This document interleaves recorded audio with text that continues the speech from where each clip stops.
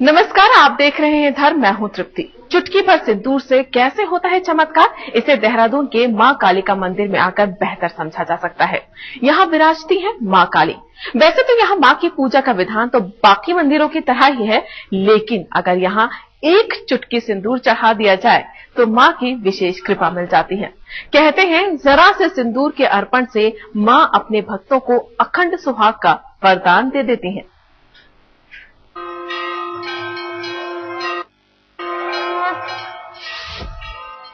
चुटकी भर सिंदूर का चढ़ावा,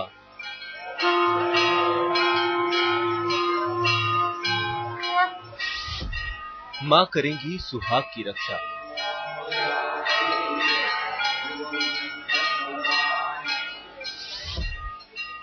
सवा किलो प्रसाद का भोग,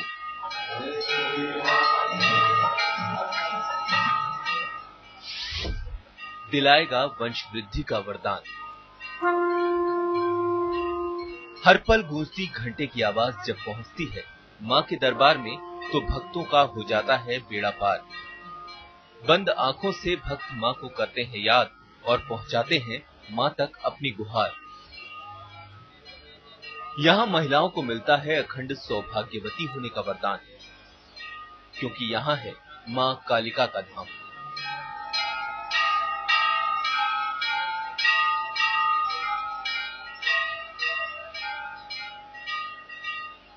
देहरादून शहर के बीचों बीच पलटन बाजार की गलियों में सजा है मां कालिका का दरबार, जहां पूरी होती है भक्तों की हर मनोकामना।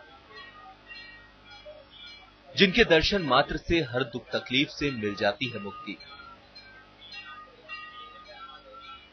मां कालिका के दरबार में महिलाएं बड़ी संख्या में दर्शन के लिए पहुंचती हैं। कहते हैं कि यहाँ जो भी महिलाएं मां को गुप्त रूप से पुजारी के जरिए सिंदूर भेंट करती हैं, उन्हें मां अखंड सौभाग्य का वरदान देती हैं। मां सदैव उसके सुहाग की रक्षा करती हैं। यहाँ पर जितने भी लोग भक्तजन आते हैं, इस स्थान पर आते हैं, सौभाग्य की रक्षा के लिए सिंदूर चढ़ाते हैं और निश्चित रूप से उनकी कामनाएं सौभाग्य की रक्षा होती है। इसके अलावा जिन भक्तों की गोद सूनी होती है या जिनके घर में बच्चों की किलकारी नहीं गूंज रही होती, उन पर भी बरसती है मां की विशेष कृपा। बस इसके लिए मां को लगाना होता है सवा किलो प्रसाद का भोग।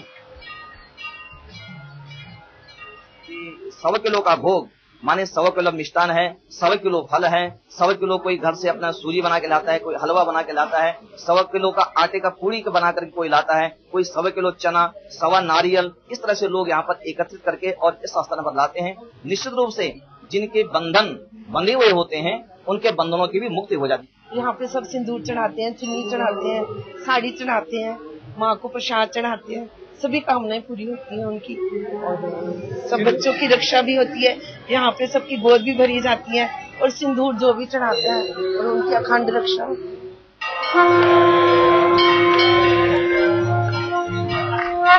शंख की पवित्र ध्वनि के बीच शुरू होती है मां की आराधना।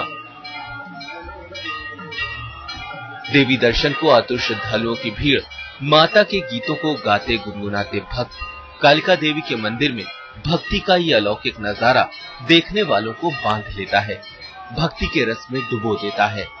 कहते हैं जो भी भक्त मां की इस आरती में शामिल होता है, उस पर मां की विशेष कृपा बरसती है।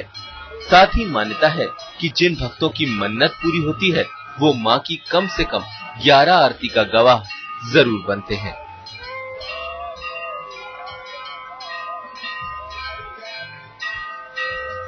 कहते हैं इस स्थान पर मां की स्थापना गुरु द्रोणाचार्य के हाथों से हुई थी।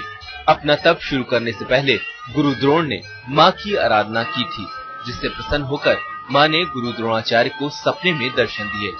मां के ही आशीर्वाद से गुरु द्रोण ने पूरी की थी अपनी तपस्या।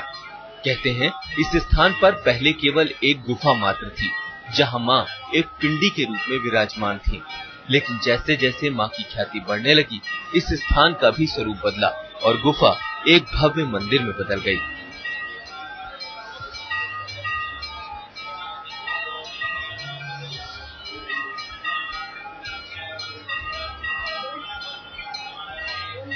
मंदिर के अंदर जहां एक तरफ शिलारूप में पिंडी मौजूद है, वहीं दूसरी ओर अखंड मूर्ति भी स्थापित है।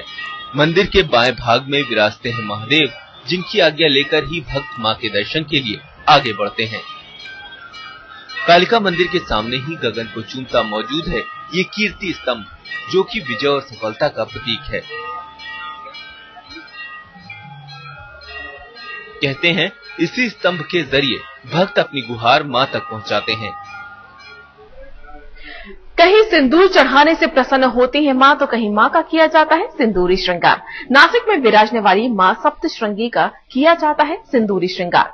मां को सुबह सवेरे सुहागिनों की तरह श्रृंगार कर की जाती है मां की गोद भराई, और जहां मां सप्तश्रृंगी पूरन पोली के भोग से देती हैं मनचाहा वरदान।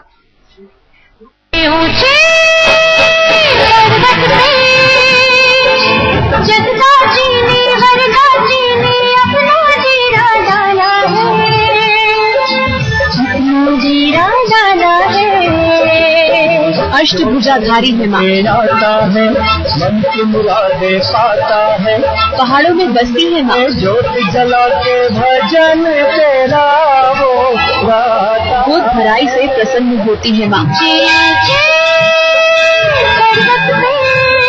देती है संतान का वरदान मां। मां के इस रूप को गौर से देखिए। सुहागिन के वेश में सजी है मां, बिता रही है भक्तों पर कृपा अपरंपार। ये है पहाड़ों वाली मां। जी हाँ, नासिक में घने बादलों और पहाड़ों के बीच बसा है मां सप्तश्रृंगी का धाम।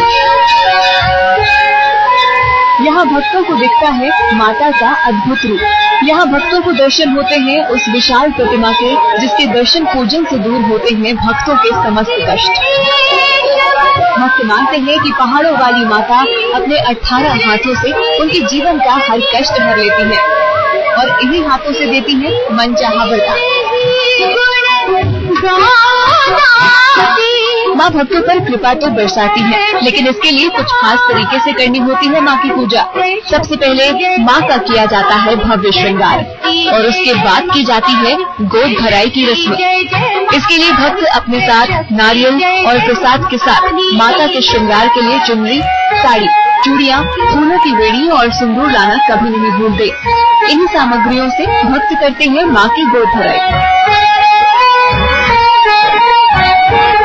भक्ति यहाँ मन्नत मांगते हैं कि मेरे को मेरा जो काम है वो हो जाएगा, तो मैं ऐसा ऐसा कर लिया। तो लोग यहाँ आते, दूर दूर से पूरे भारत से यहाँ लोग आते हैं दर्शन के लिए, और वो माता जी के यहाँ नतमस्तक होते हैं और माता जी का आशीर्वाद लेते हैं। माता जी को तो 18 हाथ है, वो देने वाले 18 हाथों से देती है, अपन तो 2 हाथों से लेते हैं, कितना ले सकते हैं, ऐसा इसका महत्व है। कहते हैं कि माँ अगर भक्तों से हो जाती है प्रसन्न, तो उनकी सारी कामनाएं हो जाती है पूर्ण। खास तौर पर सोनी गोद भर देती है माँ, तभी तो माँ की भक्ति में भक्त कोई चूक नहीं करते। सप्तश्रृंगी शक्तिपीठ में माता की पूजा अर्चना का क्रम सुबह 6 बजे कांकर आरती से शुरू हो जाता है। सुबह 9 बजे माता का श्रृंगार होता है और 10 बजे महाअभिषेक और आरती संपन्न होती है।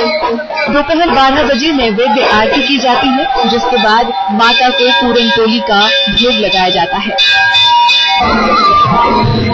वैसे तो माता के दरबार में हमेशा भक्तों का तांता लगा रहता है, लेकिन साल में दोनों नवरात्रों में यहाँ मेले लगते हैं, और साल में एक बार पड़ने वाली शरद पूर्णिमा के दिन रात 12 बजे पवित्र नदियों का जल यहाँ लाकर उसे माँ को स्नान कराया जाता है।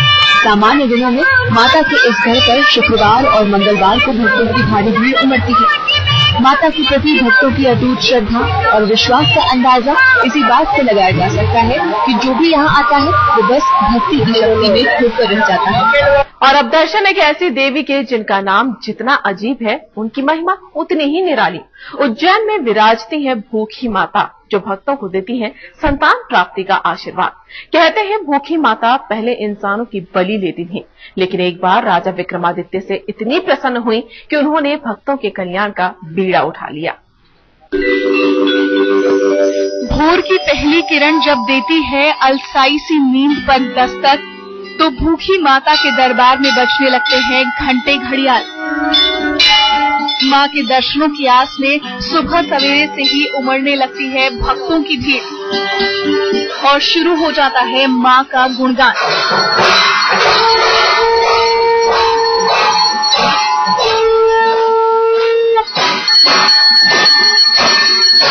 उज्जैन में शिप्रा नदी के किनारे बना हुआ है भूखी माता का मंदिर। यहाँ संतान के लिए तरसते लोगों को मिलती है नई आस। पूजा से भर जाती है सूनी गोद। मां के इस चमत्कार को भक्तों ने अपने जीवन में तुरंत घटते हुए देखा है और यही वजह है कि भूखी माता को संतान वाली माता के नाम से भी जाना जाता है। संतान का आशीर्वाद देने वाली मां का नाम उनके आशीर्वाद देने के बिल्कुल विपरीत है। मां को भक्त क्यों पुकारते हैं भूखी माता के नाम से, इसकी कहानी भी कुछ कम दिलचस्प नहीं।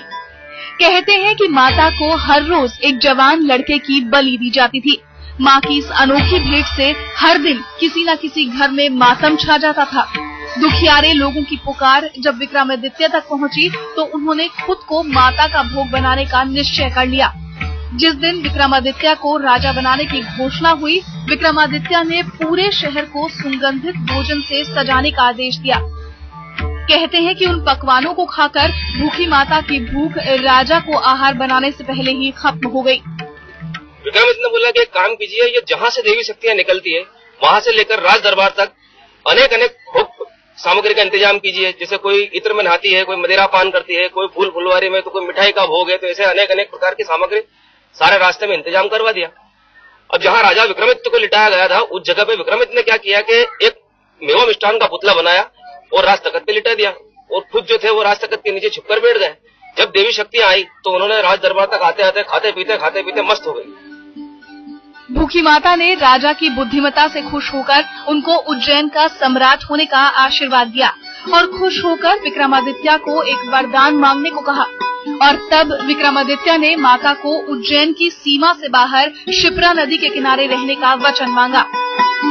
इसे राजा विक्रमादित्य की निपुणता और साहसी कहेंगे कि कभी उज्जैन में अपने नरभक्षी स्वरूप के लिए जाने जाने वाली भूखी माता अब शिप्रा किनारे विराजमान है और भक्तों की तकलीफ हरने के लिए जानी जाती है। वैसे तो मां के दरबार में किसी भी दिन दर्शन करने से मिल जाता है उनका आशीर्वाद, लेकिन नवरात्र के 9 दिन पूजा से बदल जाती है भक्तों की किस्मत, क्योंकि इस दौरान यहाँ होती है एक ऐसी रहस्यमयी पूजा जिसमें माता को लगाया जाता है मदिरा का भोग और उसके बाद होती है जागृत आरती।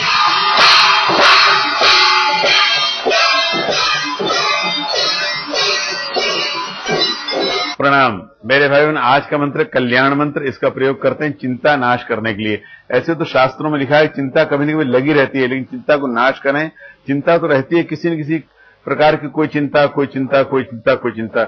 उन चिंताओं को समाप्त करने के लिए इस मंत्र का प्रयोग करते हैं। मैं आपसे मंत्र निवेदन करता हूं पहले और फिर उसकी विधि बताता हूं। मंत्र है आयान्तु मम शान्त्यर्थम दुरित क्षयकारकः। इस मंत्र का अर्थ है कि भगवान जी हमारी चिंताएं हैं उन्हें आप दूर करिए, समाप्त करिए। हमारी चिंता, कोई प्रकार की चिंता हो हमारे मन में न रहे, हमारे घर में न रहे, चिंता हमसे दूर चली जाए। इस मंत्र को प्रत्येक दिन संध्या समय, शाम का समय जब होता है 5 से 7 बजे के बीच का समय संध्या समय होता है, उस समय उत्तर को मुख करके बैठ जाएं और 9 दिन तक लगातार प्रत्येक दिन 7 बार इसका उच्चारण करें, बहुत शांत भाव से उत्तर मुख करके। तो आप देखेंगे आपकी चिंताएं एकदम से धीरे धीरे दूर हो जाएंगी, आप चिंता मुक्त हो जाएंगे। मंत्र एक बार मैं पुनः निवेदन करता हूं। मंत्र है आयान्तु मम शान्त्यर्थम दुरित क्षयकारकः।